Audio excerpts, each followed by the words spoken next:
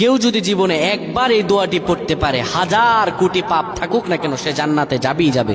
আল্লাহর কসম করে বলছি, আমার কথা নয়, রাসূলুল্লাহ সাল্লাল্লাহু আলাইহি ওয়াসাল্লাম বলেছেন, কেউ যদি জীবনে হাজারো পাপ থাকুক, গুনাহ করুক, একদম জর্জরিত হয়ে যাক, জীবনে যদি এই একটি মাত্র কালিমা পড়তে পারে তাহলে সে জান্নাতে যাবে।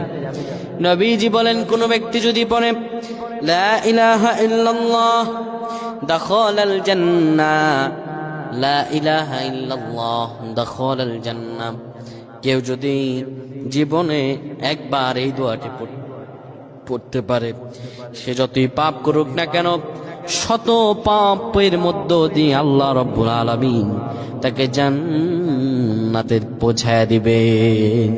আল্লাহ যেন আমাদের প্রত্যেকে কবুল করুন, আমরা পড়ছি আল্লাহুম্মা আমিন।